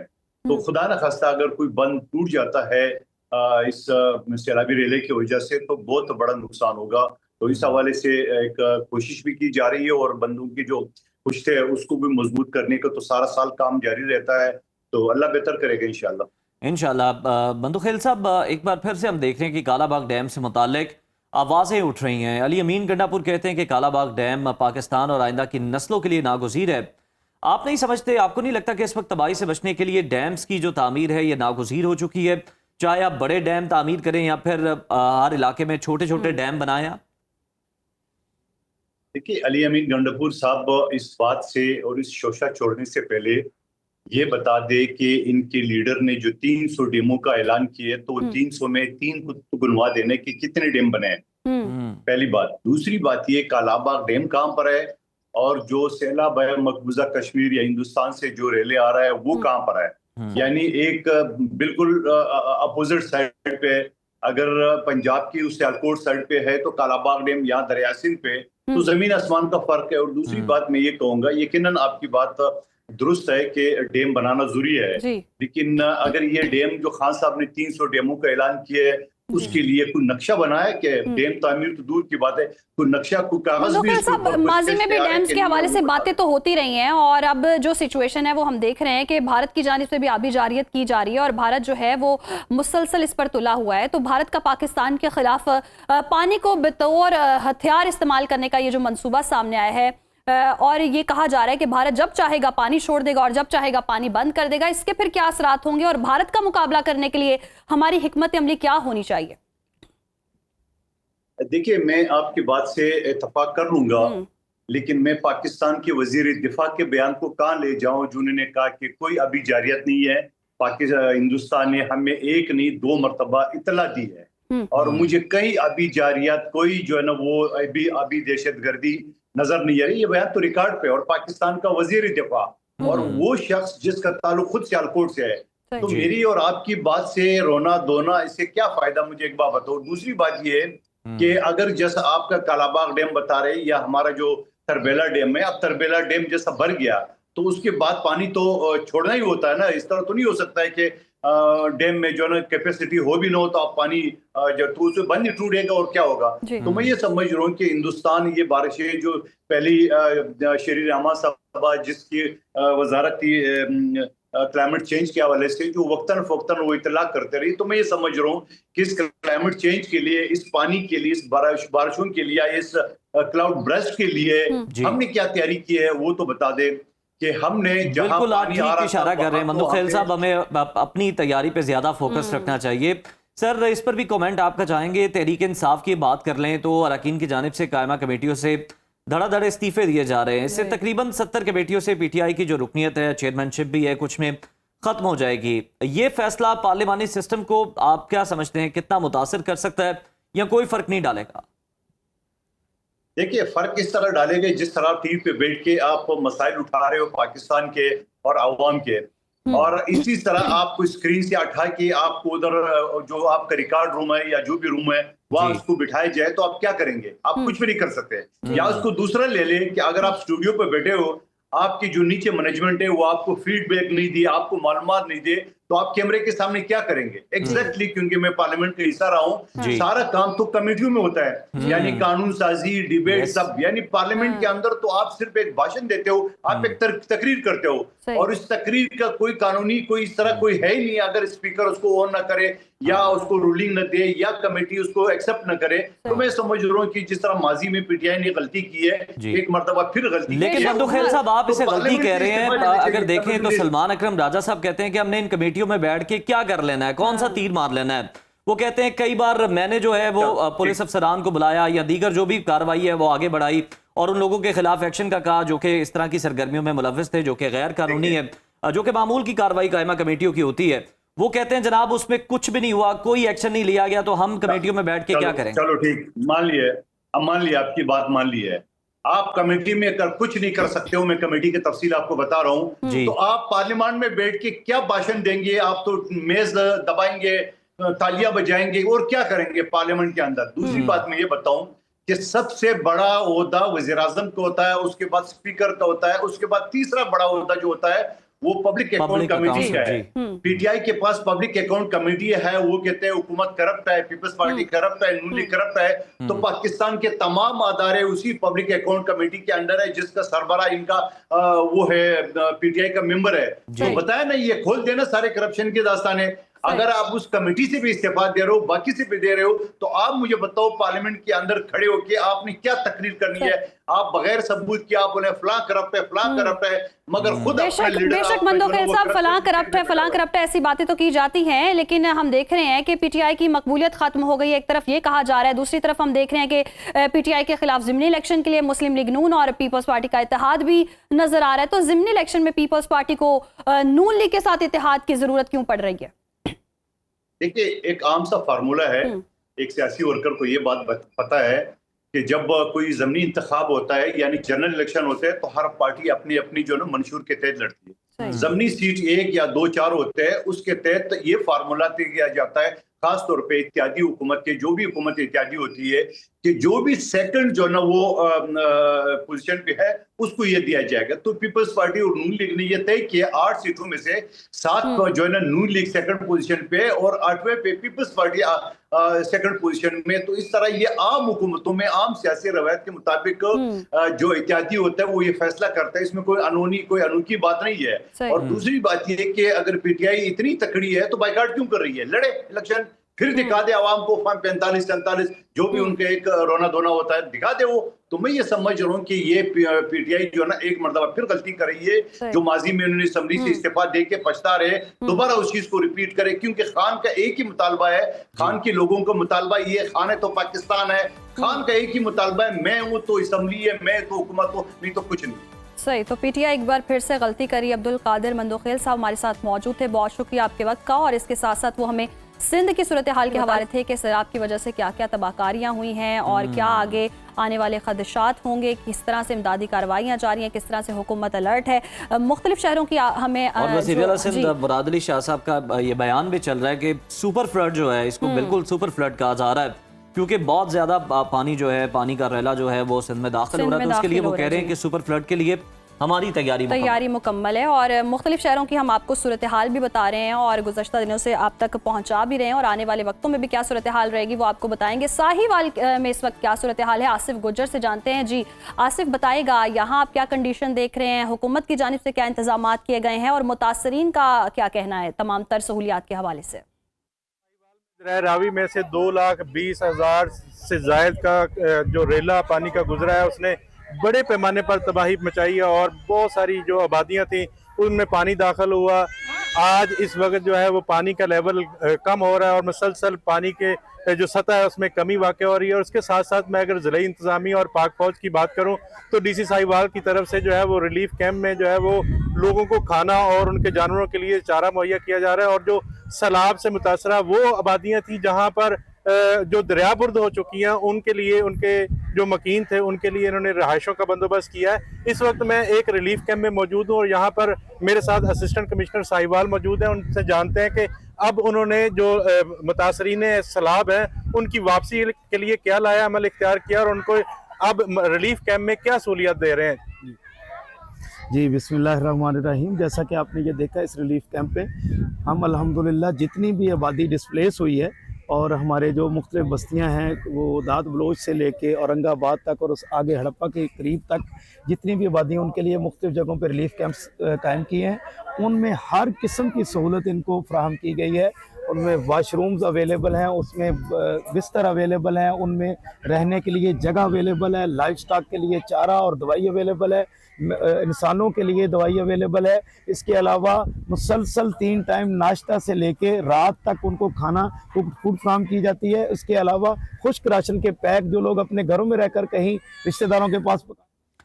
तो आसिफ हमें बता रहे थे कि साहिवाल में इस वक्त क्या सूरत हाल है, किस तरह से लोगों को जो है इमदाद फराहम की जा रही है, किस तरह से उन्हें जो है वो रेस्क्यू किया गया और उसके बाद जो रिलीफ का मरहला है वो जारी है। इससे मुतालिक आपको हम मजीद भी अपडेट रखेंगे। अभी एक ब्रेक शामिल करते हैं और ब्रेक के बाद उज़ैर हमने एक हीरो की बात करनी है जिनका जी भरपूर इस्तकबाल किया जा रहा है और उनके एजाज़ में जी दुआएं भी बड़ी की गई और वो फतह का झंडा गाड़ कर आए हैं, तो उन पर भी हम तस्करा करेंगे और उनसे भी जानेंगे कि उनकी जर्नी कैसी रही। फिलहाल यहाँ पर वक्त हुआ है ब्रेक का। Stay with us.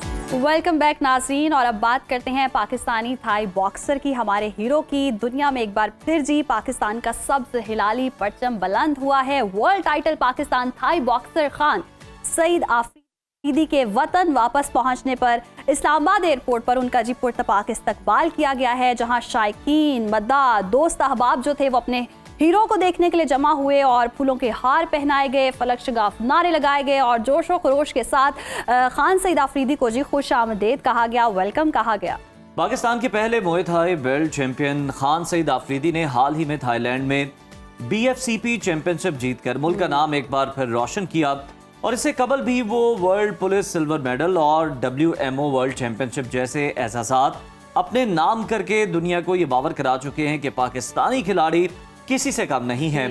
फख्रे Pakistan Khan Saeed Afridi हमारे साथ मौजूद हैं। सबसे पहले आफरीदी साहब, आपको तो हम इस शानदार कामयाबी पर मुबारकबाद पेश करते हैं, ये जो एहसासात आपने हासिल किए हैं। हमें बताइएगा कि इस्लामाबाद एयरपोर्ट पर इतने शानदार इस्तकबाल के बाद आपके क्या तासुरात थे? आप कितना एक्साइटेड हुए लोगों को देखकर इतनी बड़ी तादाद? जी शुक्रिया, बहुत शुक्रिया कि आपने चैनल पे बुला के मुझसे अपने तासुरात के बारे में आगाह किया। जी बिल्कुल, मुझे बहुत अच्छा लगा। जब मैं एयरपोर्ट पहुंचा तो काफ़ी लोग आए हुए थे और काफ़ी अच्छा इस्तकबाल किया, क्योंकि जब आप अपने मुल्क के लिए कुछ करते हैं तो लोगों में जोश और जज्बा पैदा होता है। और मेरे ये फ़ाइटें कोई छोटी फ़ाइटें थी नहीं, क्योंकि इसके पहले भी मैं जो है ना काफ़ी फ़ाइटें विन कर चुका हूँ अगेंस्ट काफ़ी मुल्कों के, जिसमें अपने इंडिया भी है, अमेरिका, न्यूजीलैंड, इस सारे काफ़ी फ़ाइटर को मैंने नॉकआउट भी किया है और पॉइंट बिना पे भी जीता हूँ। तो ये लास्ट जो फाइट थी ये इसलिए भी थोड़ी मेरे लिए टफ़ थी, क्योंकि एक तो ये प्रोफेशनल और टाइटल फाइट थी और जो मेरा हरीफ था वो काफ़ी तजुर्बेकार था। तो इस वजह से इसके लिए मुझे वहाँ पे काफ़ी ट्रेनिंग करनी पड़ी। मैं ताईलैंड में होता हूँ ज़्यादातर वहीं पर, क्योंकि ये जो गेम है ये ताई में ज़्यादा फेमस है और पूरी दुनिया वहाँ आकर ट्रेनिंग करती है। बड़े बड़े फाइटर UFC के जितने भी अच्छे फाइटर है वहाँ से हम जो है ना वहाँ पे कोचेज़ जो अच्छे होते हैं प्रोफेशनल, उनसे हम ट्रेनिंग लेते हैं। तो अल्हम्दुलिल्लाह मेरी ट्रेनिंग बहुत अच्छी थी और टेक्निक भी अच्छी थी, तो इस वजह से मैं फाइट जीत गया। जैसे कि आपने अपनी ट्रेनिंग का भी बताया है और यकीनन ये पाकिस्तान के लिए बहुत ही खुशाइंद बात है। आप रोशन सितारे हैं पाकिस्तान के। कहिएगा, आप पाकिस्तान के पहले मुए थाई बेल्ट चैंपियन बनने का एजाज़ जो है वो हासिल कर चुके हैं। कितना बड़ा संगे मील रहा है ये आपके लिए? बिल्कुल, ये काफ़ी इसमें मुझे वक्त लगा। ये अभी का नहीं है, क्योंकि लोग जब स्क्रीन पे देखते हैं समझते हैं कि अभी मतलब ये विन कर चुके हैं, तो ये अभी टाइम कि इसमें मुझे तकरीबन 15 साल लगे। मैं 2010 से इंटरनेशनल खेल रहा हूँ, पाकिस्तान को रिप्रेजेंट कर रहा हूँ काफ़ी मुल्कों में। इससे पहले एमेच्योर फाइटिंग खेलता था। तो ये जो संगे मील है तकरीबन मुझे इसमें 10 से 15 साल तो मुझे सिर्फ प्रोफेशनल फाइट्स में लगी। तो ये यहाँ तक पहुँचने के लिए मुझे काफ़ी मुश्किलात का सामना भी करना पड़ा, अपने ट्रेनिंग के हवाले से भी, स्पॉन्सर्स के हवाले से भी, हर चीज़ के हवाले से। लेकिन अल्हम्दुलिल्लाह मैंने अपने आप को मोटिवेट किया और यहाँ तक पहुँचने मुझे काफ़ी लोग अपने माँ बाप की दुआएं के साथ और यहाँ तक मेरे अपनी मेहनत थी, तो यहाँ तक मैं पहुँच। बिल्कुल, आप ठीक कह रहे हैं सईद, आपकी मेहनत थी। सईद, हमें ये भी बताएं कि कितनी हार्ड ट्रेनिंग होती है आप लोगों की और जो दूसरे एथलीट हैं उनसे कितनी आपकी ट्रेनिंग जो है वो डिफरेंट होती है और मुश्किल होती है? इसमें दो कैटेगरी की ट्रेनिंग होती है, एक एमेच्योर लेवल की होती है, एक प्रोफेशनल लेवल की। जो प्रोफेशनल लेवल की ट्रेनिंग होती है उसमें आप तो मतलब आप 24 आवर्स में आपको तकरीबन 8 से 9 घंटे आपको ट्रेनिंग करनी पड़ती है, सुबह शाम।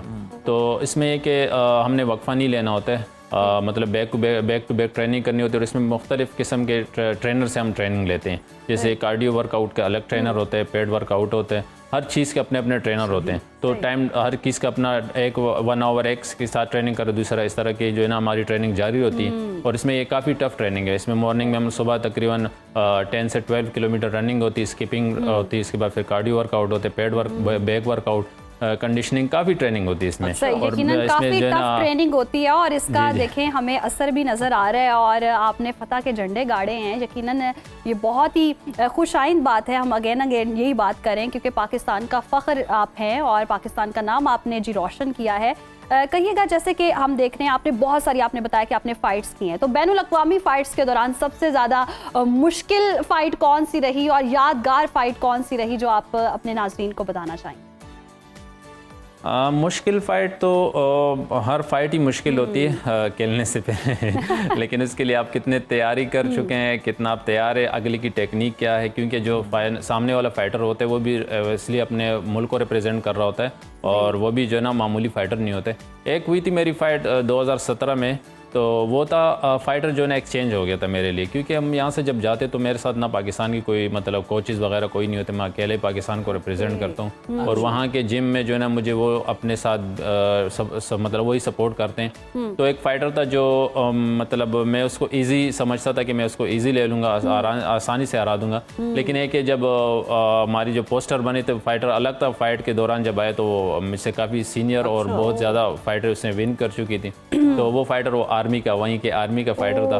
तो अल्हम्दुलिल्लाह फ़ाइट बहुत टफ रही, उससे मुझे 12 स्टिचेस भी लगे थे मेरे ये यहाँ पर एल्बो लगी थी, काफ़ी ब्लीडिंग हुई थी, लेकिन फ़ाइट मैंने जारी रखी और जो है ना अल्हम्दुलिल्लाह फ़ाइट भी जो है ना एक पॉइंट पे उनको विन कर दिया था। वो बस वो उनके वो ये फ़ाइट थी। अच्छा, और दूसरी मेरी एक हमें ये बताइएगा कि पाकिस्तान में फाइटिंग स्पोर्ट्स और मार्शल आर्ट्स के फ़रोग़ के लिए आपका क्या प्लान है कि किस तरह से मज़ीद जो नौजवान हैं उनको तैयार किया जाए इस तरह की फ़ाइट्स के लिए? जी बिल्कुल, अगर नौजवान पाकिस्तान में काफ़ी अच्छे एथलीट हैं, अच्छे फ़ाइटर्स हैं, उनको बस सपोर्ट की ज़रूरत है और उनको प्रमोट की ज़रूरत है। जब आप एक चीज़ को सपोर्ट नहीं करेंगे, उनको प्रमोट नहीं करेंगे, उसको स्क्रीन पे नहीं लाएंगे तो वो आगे मुश्किल से उनके काफ़ी मुश्किलात होती है यहाँ पर। तो एक तो ये कि यहाँ पर जो है ना जो अच्छे फ़ाइटर है, जो रियल फ़ाइटर है, उनको कोई सपोर्ट नहीं करते हैं और जो आजकल काफ़ी मतलब फेक फाइट वगैरह इस तरह की भी आजकल हैं काफ़ी, तो उनको ज़्यादातर टीवी पे लाया जाता है, उनको ज़्यादा प्रमोट किया जाता है। तो मैं यही कहूँगा कि आप जो है ना जो भी फाइटर हो उनकी पहले रिकॉर्ड चेक करें कि वो कहाँ पर खेलें, कौन से इवेंट खेलें, उसके बाद उनको जो है स्क्रीन पे लाए ताकि लोगों को पता चले। और जो रियल फाइटर है वो बेचारे जो है ना इधर उनको कोई पूछता नहीं है। तो मैं यही कहूँगा कि आप रियल फाइटर की बात कर रहे हैं कि जिस तरह से उनको कोई पूछता नहीं है और सहूलतें उस तरह से भी शायद नहीं होती होंगी, कहेंगे जिस तरह से हम देखते हैं कि बहुत सारे नौजवान फाइटर्स भी हैं जो बहुत मेहनत कर रहे हैं और आपको देखकर आप उनके रोल मॉडल हैं, उनके लिए क्या मैसेज है? बिल्कुल, उनके लिए यही मैसेज है कि वो अपने आप को मोटिवेट रखें, दिल बर्दाश्त ना हो, ट्रेनिंग जारी रखें। इंशाल्लाह मौका मिल जाता है, ये नहीं कि नहीं मिलता, लेकिन है कि मेहनत और अपनी जो ट्रेनिंग है वो शर्त है। उस मकाम तक पहुंचने के लिए आपको काफ़ी मेहनत करनी होती है और ट्रेनिंग। बिल्कुल सईद खान अफरीदी, आपने बिल्कुल ठीक कहा कि आपको मेहनत करनी पड़ती है, डेडिकेशन है और फिर डिसिप्लिन आपको अपनी लाइफ में रखना पड़ता है, उसके लिए वर्कआउट करना पड़ता है। बहुत शुक्रिया आपका और बड़ा ज़बरदस्त आपने काम किया है और हमें आप पर बहुत ज़्यादा फ़ख्र है। और जिस तरह से जो आप पाकिस्तान का नाम रोशन कर रहे हैं, ये सिलसिला यूं ही जारी सारी रहे। हम बेस्ट विशेस हैं हमारी जानिब से और ऑब्वियसली और भी बड़े मुकाबले हैं इस तरह के हम हीरोज देखते हैं तो टारगेट सेट किए गए, हमारा अपना जज्बा भी वो बहुत जी ऊपर पहुंच जाता है और हमें लगता है कि हम कुछ कर सकते हैं, लेकिन हम तो नन्हे मुन्ने बस राही हैं।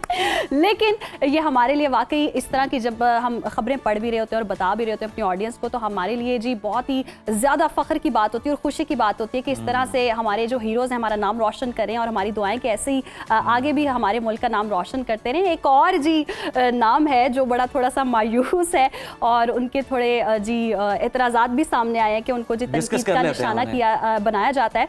अदनान समी है जी, बहुत बड़ा नाम है और हाल ही में हमने देखा कि उन्होंने बहुत सारे गाने भी लिखे, गाए भी और अपने करियर का जो आगाज़ है उन्होंने पाकिस्तान से ही किया था। उनके गाने और एल्बम्स 90 की दहाई में बेहद मकबूल हुए, मगर बाद में वो भारत मुंतकिल हो गए और वहीं की जो है उन्होंने शहरियत वहाँ की इख्तियार की, जिनके बाद अब बेटे जो हैं उनके अदाकार और गुलकार आज़ान समी खान, उन्होंने इंटरव्यू दिया और उन्होंने हैरत अंगेज़ इंकशाफात किए हैं। बिल्कुल जी, अज़ान का कहना है कि सोशल मीडिया पर अक्सर लोग उन्हें गद्दार का बेटा कहकर तनकीद करते हैं, हालांकि वो तो पाकिस्तान में रहते हैं, पाकिस्तानी इंडस्ट्री में काम कर रहे हैं और अपने मुल्क से बेपनाह मोहब्बत करते हैं। इसके अलावा अज़ान का ये भी कहना है कि कई बार उसे ये कहा गया कि वो अपने वालिद से लाताल्लुकी इख्तियार करें। दिलचस्प बात यह कि अज़ान खुद ये सवाल करते हैं कि क्या मुझे सारी ज़िंदगी ये साबित करना होगा कि मैं मुहब्बे वतन हूँ।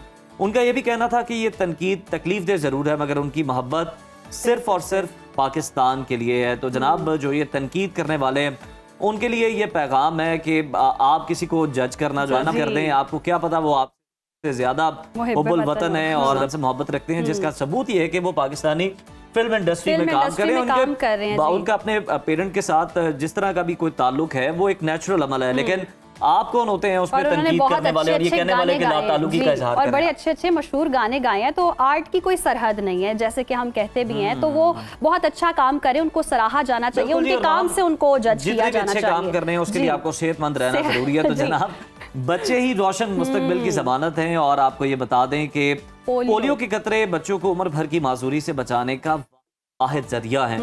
मुल्क भर में बच्चों की सेहत और महफूज मुस्तकबिल के लिए पाकिस्तान के 99 अजला में इंसदादे पोलियो मुहिम का आगाज कर दिया गया है। इस मुहिम के दौरान 2 करोड़ 80 लाख से ज्यादा बच्चों को पोलियो से बचाव के खतरे पिलाए जाएंगे।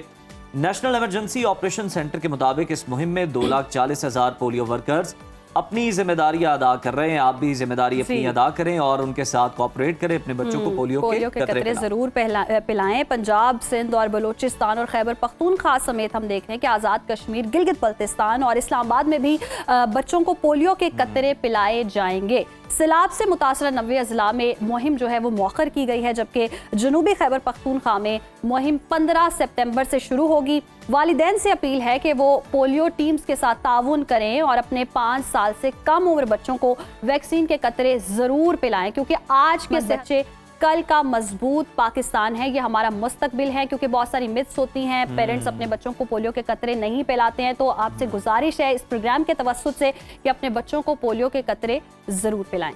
बिल्कुल जी, इसी मैसेज के साथ बढ़ते हैं एक ब्रेक की जानिब। आप देखते रहिए सुनो पाकिस्तान। वेलकम बैक नाज़रीन। जैसे कि हम सब लोग जानते हैं कि मुल्क भर में इस वक्त सैलाब की तबाहकारियां हैं, जिसके असरात जो हैं वो अनाज पर भी आ रहे हैं, महंगाई हो रही है। और अगर हम सब्जियों की बात करें तो गोभी जो है वो 100 रुपए किलो दी जा रही है। और इसके लाहौर में, जी लाहौर में ये रेट्स आपके साथ शेयर किए जा रहे हैं। बैंगन जो है वो 114 और करेला जो है 181 रुपए में फरोख्त हो रहा है। तो यकीनन जितने भी सब्जी खाने वाले लोग हैं वो आज का मेन्यू देख लें, उनके लिए तो सिर्फ गोभी बचती है। 100 रुपए की वो जाके गोभी खरीदें। और आज फल गोभी फ्रूट अगर आप देखें इमाम, तो इस वक्त जो केला है वो 197 रुपए है, अमरूद 205 रुपए पर है और आड़ू जनाब 310 टच कर रहा है। और यही आड़ू जो था तकरीबन मेरा ख्याल है 140-50 रुपए के राउंड अबाउट था और इसी को टच करा था। लेकिन अब आप देख रहे हैं कि सैलाबी सूरत हाल के बाद एकदम जो है वो ना सिर्फ सब्जियों की कीमतें बहुत बढ़ गई हैं, बल्कि फलों की कीमतें बहुत ज्यादा बढ़ गई हैं और फसलें भी तबाह हुई हैं। गंदम की कीमतें भी बढ़ चुकी हैं। जी, और हम देख रहे हैं कि सैलाब की वजह से फसलें तबाह हुई हैं, जिसकी वजह से ऑब्वियसली असरात तो आएंगे सब्जियों फलों पर। लेकिन आवाम के लिए अल्टीमेटली मुश्किल है, महंगाई में इजाफा होगा, ज़ख़ीरा अंदोज़ी भी देख रहे हैं कि हम बहुत ज़्यादा हो रही है। तो यकीनन ये रेट्स हमने आपके साथ शेयर किए हैं ताकि आप अपने पूरे दिन का मेन्यू डिसाइड कर लें कि आपने सैलड खानी है या फिर आपने वेजिटेबल या गोभी से ही गुजारा करना है। तो मुझे जो सूरत हाल लग रही है वो यही लग रही है कि आज हर घर में गोभी बनेगी, क्योंकि 100 रुपये है, ईजिली अवेलेबल है। फ्रूट्स तो फिर नायाब हैं, आड़ू खाना भूल जाएं, आड़ू तो हमारी पहुंच से दूर होता जा रहा है। तो यकीनन ये एक मसला भी है। लेकिन आप वो सारी चीजें खाएं जिससे आपको खांसी ना हो, बार बार मुझे खांसी हो रही है, ये मेरा मसला जो है वो भी आज हम अपने प्रोग्राम में हल करेंगे और नाजरीन से ये मसले का जो हल है वो भी शेयर करेंगे कि क्या हल है इसके, ये खांसी होती क्यों है। आम मसला है जिसे अक्सर लोग जी नज़रअंदाज कर देते हैं, लेकिन हकीकत ये है कि ये जो खांसी है बड़ी बीमारियों की निशानदही करती है। कभी ये बलगम वाली खांसी होती है और कभी हम देखते हैं कि खुश्क खांसी होती है, जिसकी वजह से काफ़ी परेशानी होती है, और कभी एलर्जी होती है। तो खांसी की सूरत में सांस लेना भी दुश्वार हो जाता है। इवन बहुत बात तो ऐसे भी होता है कि आपको नींद आने में बहुत ज़्यादा प्रॉब्लम फेस करनी पड़ती है। मौसम की तब्दीली भी है, एलर्जी, वायरल बैक्टीरियल इन्फेक्शन भी है और यहाँ तक कि मैदे की तेजाबियत भी कहा जाता है कि खांसी का बायस बन जाती है। तो आज के प्रोग्राम में हम खांसी की वजूहात, अलामात और इसके इलाज पर बात करेंगे। हमारे साथ मौजूद है मारूफ माहिर तिब हकीम अताउर रहमान साहब। हकीम साहब आप भी कहते हैं प्रोग्राम में। सर, खांसी की मुख्तलिफ अक़साम के बारे में आमतौर पर तो लोग कंफ्यूज रहते हैं। सबसे पहले हमें ये बताएं कि बलगमी, खुश्क और एलर्जी वाली खांसी, इनमें फ़र्क क्या होता है? और फिर मौसम भी आजकल बदल रहा है, तो इसमें क्या एहतियाती तदाबीर है, इनको भी हम आगे चल के डिस्कस करते हैं। जी, बिस्मिल्लाहिर्रहमानिर्रहीम। देखें, जो खुश्क खांसी है वो तो बिल्कुल ड्राई होती है, उसमें बलगम नहीं होती, रतूबात नहीं होती, तो वो खुश्क होती है बिल्कुल। और बाद औक़ात क्या होता है, स्प्रे है या कहीं तड़का लग रहा है किचन में, तो उसकी वजह से आपको अथू उठता है और खराश हल्की सी जो है ना उसमें कंजेशन आती है ड्राई खांसी में। बलगमी खांसी में होता है कि आपकी बॉडी के अंदर बलगम की प्रोडक्शन बहुत बढ़ जाती है। नेचुरली 1 लीटर बलगम की प्रोडक्शन नेचुरली तौर पे है बॉडी में, लेकिन ये कि बलगम अल्लाह ने एक नेमत भी बनाई है नेमत यह है कि बलगम अगर हमारी बॉडी में ना हो तो बहुत से बैक्टीरियाज वायरसेस डायरेक्ट जाके हमारे उन खुलियात को डैमेज कर दें जिससे हमारी मौत भी वाक़ हो सकती है। तो बलगम अल्लाह की तरफ से बना एक ऐसी रतूबत है, एक ऐसी खिल्त है। लेकिन हकीम साहब इसकी फिर मिकदार कितनी होनी चाहिए? जी हाँ, असल में देखें हमारी जो तिब है ना उसके अंदर 4 इखलात है। मसलन सफरा, बलगम, सोदा और दम अरबी में खून को कहते हैं। जब एक खिल दूसरी खिल पर हावी होती है ना, वहाँ बीमारी जन्म लेती है। तो हमने उस चीज को एतदाल में लेके आना है मसाल के तौर पे। और तीसरा चीज एलर्जी कफ। एलर्जी उस टाइम होती है कि जब आपकी बॉडी में हिस्टामिन लेवल बहुत बढ़ जाता है और आप कन्वर्ट होने लग जाते हैं एस्थमेटिक, यानी कि एक चीज गले से निकलती हुई थ्रॉट में और थ्रॉट के बाद वो जब लंग्स को मुतासिर करती है देन वो एलर्जी में या एस्थमेटिक या ब्रोंकाइटिस में कन्वर्ट हो जाती है। तो ये इसकी मामलात है। लेकिन इसमें ना उमर भाई एक बड़ा टेक्निकल इशू है। हमारे यहाँ जब खांसी होती है ना तो लोग मोर देन 90% नहीं 110% लोग सेल्फ मेडिकेशन करते हैं। जी एग्जैक्टली। अच्छा, इसके अंदर सेल्फ मेडिकेशन करने से क्या होता है, एक पत्ता फेंकते हैं आप, एक जुआ लगाते हैं आपके यार ये सीरम से अम्मी को फायदा हुआ है तो ये तुम पियो, पूरे खानदान के आप डॉक्टर बने होते हैं। जबकि अम्मी को एलर्जी की कफ थी, चले अम्मी को ड्राई कफ थी, अम्मी को ड्राई कफ थी और आपको एक्सपेक्टोरेंट की जरूरत है, या आप अगर फर्ज करें खुशक खांसी के अंदर आप तेज रेशा उखाड़ने वाली चीज लेंगे तो वो तो जख्म हो जाएगा, फिर आप उस खांसी को नहीं संभाल सकते, फिर वो 2, 4, 6 माह आपकी जान नहीं छोड़ेगी। या फिर हम सोचते हैं कि कहवा पी लें या हनी पी लें, तीनों एक साथ में खांसियों की हम इस तरह की चीजें। अब क्या होता है जो खुशक खांसी के अंदर लोग बहुत कहवे पी रहे हैं, दालचीनी का कहवा, अदरक का कहवा, नाना ने बताया, दादी ने बताया, परदादा से नुस्खा चला आ रहा है। भाई दौर बदल चुका है, जिद्दत आ चुकी है। अकॉर्डिंग टू टेम्परामेंट अगर आप चीज इस्तेमाल करेंगे तो हदीस में भी रेफरेंस मिलता है, आपको शिफा मिलेगी। जब आप सेल्फ मेडिकेशन में जाते हैं वहाँ नुकसान का पहलू है। तो एक तो लोगों में शऊर उजागर हो जाए कि खांसी को बिल्कुल इजी न ले। नो डाउट कि खांसी डायरेक्ट कोई बीमारी नहीं है, पर ये सिम्टम है। लेकिन किस चीज की सिम्टम है? इसके साथ सॉर थ्रॉट, इसके साथ टॉन्सिल्स, इसके साथ लंग्स के लोगों की पसलियों में दर्द हो जाता है, पसलियों में दर्द शुरू हो जाता है और इंसान एक दफा तो जो खांसी ना ठीक हो रही हो तो बिल्कुल नकारा हो जाता है। तो हकीम साहब फिर ये मुसलसल रहने वाली खांसी का भी सूरत हाल इख्तियार कर लेती है, तो वो कितनी फिर आगे खतरनाक होती है और उसके कितने बॉडी पर इफेक्ट? देखें कंटिन्यू जब आपकी खांसी बहुत ज्यादा रहती है और खांस के आपकी जो मेम्ब्रेन्स हैं, झिल्लियां हैं, वो मतवरम हो जाती हैं और उसका फिर एक ट्रीटमेंट बाद में बहुत ज्यादा सिवियर एंटीबायोटिक से, एंटी इंफ्लेमेटरी दवाइयों से, और फिर किस्मत से ही खांसी वाला बंदा, वरना हर साल उसको जो है ना क्लाइमेटिक चेंजिंग में अटैक हो। तो हकीम साहब ये तो मसाइल हो गए। अब ये जितने भी किस्म की खांसी हैं इनके लिए हमारे पास आज क्या नुस्खा है जिससे लोगों का जो है वो इलाज हो सकता है और आसान जो है हल है इसका? जी मैं एक नुस्खा ऐसा बताऊंगा कि जो खुश्क, बलगमी, एलर्जी, कफ तीनों में काम देगा। अरे वाह क्या बात है। यानी ये मैं एक तीर से 3-4 उसकी वजह ये है कि वो बेसिकली ना बहुत ज्यादा तेज एक्सपेक्टोरेंट है, ना उसने कंट्रक्शन करनी है, कंजेशन करनी है, सही, यानी जैसे वो आप जमाव करते हैं, ना उसने इंजमात करना है। तो बेसिकली 3 चीजें और बड़ी आम सी चीजें घरों के अंदर मौजूद होती है। आप देखें हल्दी जी ठीक है, घरों के अंदर मौजूद होती है, ये हल्दी ले लें, इसका पाउडर ले लें आप तकरीबन 1 टीस्पून, ठीक है, इसका पाउडर ले लें। ये सब ड्राई हल्दी है? हाँ जी, ये खुश्क ड्राई हल्दी खुद लेके आप पिसवा लेंगे तो बहुत इफेक्टिव होगी। अच्छा दूसरी चीज है मुलट्ठी। ये भी आप जो है ना ये इसका पाउडर बना के ना, बल्कि आप मैं 1 टेबल, बल्कि आप इस तरह करें एक छटांक ले लें, बहस एक छटांक आप ये ले लें हल्दी, एक छटांक आप ले लें मुलट्ठी। ये एंटी इन्फ्लेमेटरी भी है, एंटी बैक्टीरियल इसकी है और एंटी वायरल इसकी प्रॉपर्टीज है, ठीक है। और तीसरे नंबर पे एक चीज है कुटशीरी। कुटशीरी ठीक है, ये एक लकड़ी है, उसकी जड़ है और ये नबी मेहरबान ने फरमाया कि जब कभी हदीस में इसका रेफरेंस मिलता है, अच्छा। जब आपको जातुल जनब पसलियों का दर्द हो जाए या जो हमारा एक मर्ज मूजी मर्ज न गुजरा कोरोना का ये कामयाब इलाज है। अरे वाह, इसके हदीस में रेफरेंस मौजूद है और ये पसलियों के दर्द, बलगम रेशे को खत्म करता है, उसकी प्रोटेक्शन को रोकता है और आपकी बॉडी के अंदर जितनी रतूबात है उनको बैलेंस करता है। सही, ये मेन चीज है, ठीक है। इसको कुटशीरी कहेंगे, ठीक है। 3 चीजें हो गई, हल्दी, मुलट्ठी और कुटशीरी। इन तीनों चीजों को आप पाउडर बना के हम वजन ले लें। जी हम वजन ले लें, ½ टीस्पून बड़े और 1/4 टीस्पून बच्चे, चाहे वो बिफोर मील ले लें चाहे वो आफ्टर मील ले लें, कोई नुकसान नहीं है। पूरे दिन में लाइक कितनी बार? जी पूरे दिन में 3 से 4 बार ले लें। अच्छा ये पाउडर बना के आप घर में रख लें, आप इमेजिन करें, आपको जैसी खांसी शुरू हो या आपने महसूस किया है कि मैं आज उन इलाकों में गया हूँ जैसे अंदरून शहर है जहाँ गर्दो गुबार बहुत है, या मैं आज उस एनवायरनमेंट में गया हूँ, ऐसी फैक्ट्री में गया हूँ जहाँ कुछ ऐसे बुखारात मौजूद हो, तो आप हाँ आप हिफ्ज़ मत कदम इस्तेमाल कर सकते हैं। अच्छा हकीम साहब, कुछ लोगों का गला डिस्टर्ब हो जाता है कुछ बहुत ज्यादा गर्म खाने से, और फिर जनाब उन्हें बुखार भी होता है और सब कुछ हो जाता है, उनके लिए क्या हाल है? अच्छा, इन पेशेंट्स के लिए 4 चीज़ों का एक मैं आपको रेसिपी बताता हूँ, वो भी घर के अंदर मौजूद होती है, हाँ। जो गले को भी ठीक करेंगी और इम्यूनिटी को भी इनहांस करेंगी। सही। नंबर 1 अदरक ले लें। नंबर 2 प्याज ले लें। नंबर 3 शहद ले लें। और नंबर 4 लेमन, नींबू। ठीक। अच्छा, ये जो गला खराब होता है ना, आपको पता है विटामिन सी की कमी से भी होता है, इम्यूनिटी जिंक की डेफिशिएंसी से भी होता है, और इम्यूनिटी आपकी डाउन हो उस सूरत में भी ये मामला होता है, और बाद लो ग्रेड फीवर वगैरह में आप ले सकते हैं। इन तीनों चीजों का आप अर्क सा निकाल लें। ठीक है। मसाल के तौर पे अर्क कैसे निकलेगा, शहद तो ऑलरेडी लिक्विड है, और लेमन भी आप उसको निकाल लेंगे।